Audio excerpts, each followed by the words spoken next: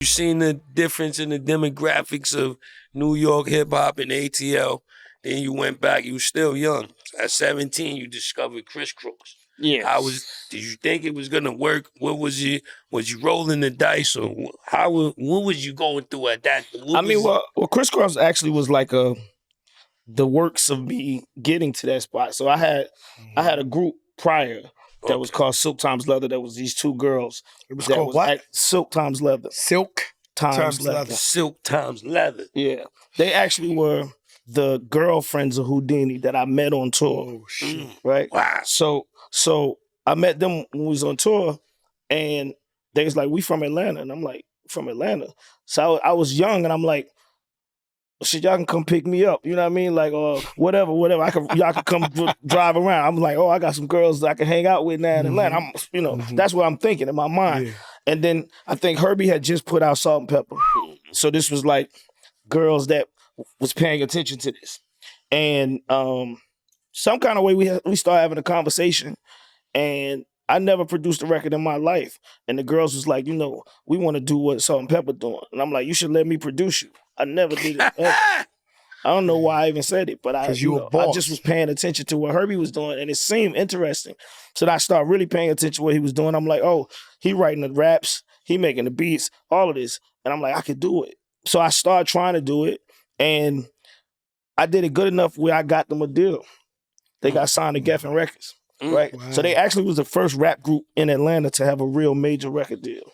Wow, you pulled that off, and then you go into Kris Kross. Yeah, so Kris What Kross happened with them though? And then so we didn't really have a lot of success, but we had enough success where I got $15,000, so I could get some real equipment because I ain't have no real equipment.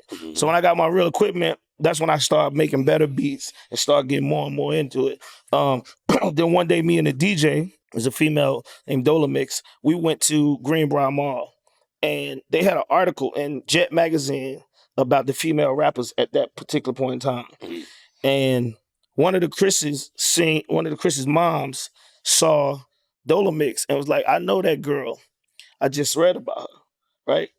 But I seen the kids, and they was walking around the mall, and people was paying attention to them. And I'm like, they had that what's wrong with me? Charisma. I'm like, why I don't know these niggas. I'm thinking they like, they must be on the Disney Channel or something. Like, I'm like, why is people acting like this? So I keep watching them move around. They going in Foot Locker, they going in Foot Action. They doing all the rap shit. I'm like, who is this? And girls is giving them free cookies at the cookie company. And I'm telling you, I'm walking around watching them. it was lit before lit. I'm in there. So I'm like, finally walk up to them. I'm like, yo, who are y'all? And I was like, what do y'all do? They like, we don't do nothing. I'm like, why they giving y'all shit and all this in the mall? They like, cause we fresh. And I'm like, oh, wait, what? I'm like, do y'all rap? And they was like, rap? They said that to me like, nigga, who rap? Yeah. Who would rap? That's how they said it to me. And I'm like, and my mind just started going crazy. Like, if these niggas rap based on what they got going on, it's over with, right? So then I got their number, and luckily their mom vouched, because she's like, he's somebody, because I know that girl that's with him, right? She hadn't put it all together, but she you know what I'm saying? She had one of them New Jack City moments where dude was like, yo, I know that dude, right? So that's what she was doing. She was like, I know him. So I got the number, and I started calling him like, yo, y'all come over my house, we gonna start making music. They was like, come over your house. You know what I'm saying? So they was really on some, little hood boys that was like, we ain't going over this nigga house. Like, why we going over his house? So I had to convince them. So I had to go pick them up from school every day and like become their homie, like, and let them see like, I'm really fucking with y'all. Like, you know what I mean? So we start kicking it, and I start like driving, watching them in the back seat, and I'll play records. And I'll play a record like Ice Cube or something was crazy at the time. And they was back there rapping the lyrics like they wrote them.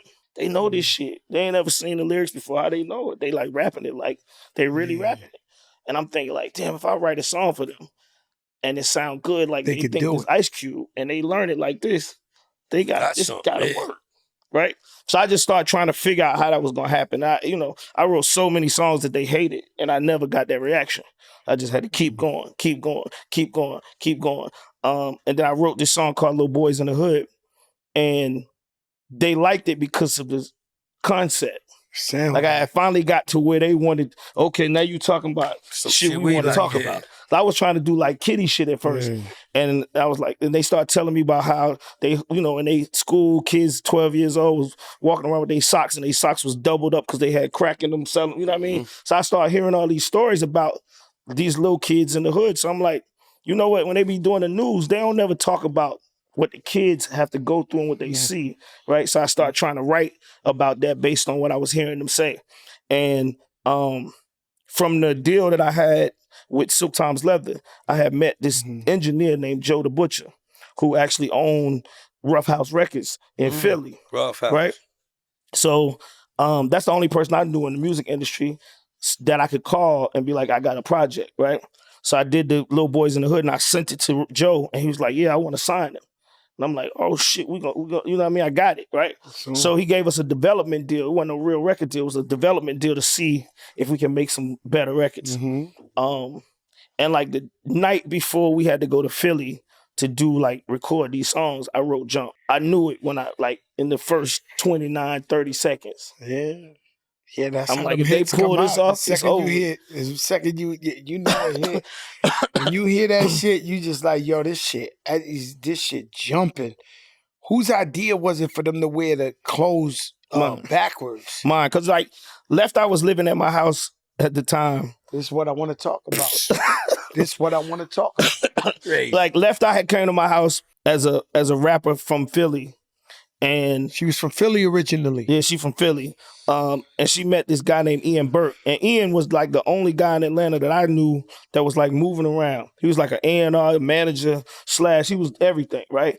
And if you knew Ian connect you to somebody else. So then Ian called me one day. He was like, yo, I met this girl from Philly. She raps. She a young girl. I'm going to bring her to your house. He brought her to my house. I liked the way she rapped, but I was trying to do the Kris Kross thing, but I was like, yo, I'm gonna fuck with you when I get through with this. And I ain't have no deal, but I had all these people believing that I was gonna do it. So Left Eye was staying at my house without my mom even knowing. Left Eye was like living in my closet because she didn't really have no place to stay. So she was staying over there. And one of the songs I did for Kris Kross, I sampled Michael Jackson and Paul McCartney, The Girl Is Mine, right? And I was thinking like, I could make a song about y'all arguing about Lisa. And then Lisa was gonna rap about the shit, right? And that idea I had, but it never came to life. I kept trying to get it. I couldn't, you know what I mean? But I never couldn't figure it out. And my writing was terrible at that time. Question I have for you. Who's an artist that you slept on and became a big boy or big girl in the game? That you wasn't ready or things wasn't right? They tried, like, you know, Eminem gave me his demo 6 times.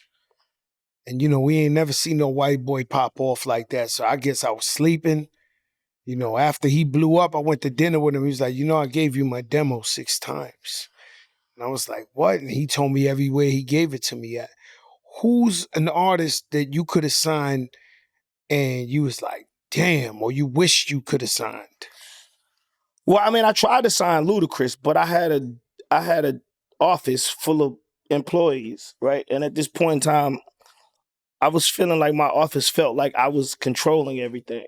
So I went there one day and tried to have an A&R meeting. And I asked them about Ludacris, and they all said no. And I tried to go with what my office was saying. Yeah. You know what I'm saying? I'm thinking, this is what you're supposed to do. You got to let the people in the office work. They was like, nah, JD, don't sign him. And I'm like, well, what? You know what? They probably slept on him because he started in the radio. Nah, but I did something for Madden. So the first Madden game with music, I did it, right? And they called me and they was asking me. More invisible. They asked me. Silencer flexing with the silencer. They asked me for somebody to rap on it that was animated, right? And I'm like, well, I'm not animated like this. But Chris was doing these radio things, right? And I heard him. I kept hearing him do these radio commercials. He was really, really animated, right? And I say, Chris, come do this little Madden thing I'm doing for the video game. And that was the first time me and Chris worked together. But he wanted me to sign him, and I wanted to sign him.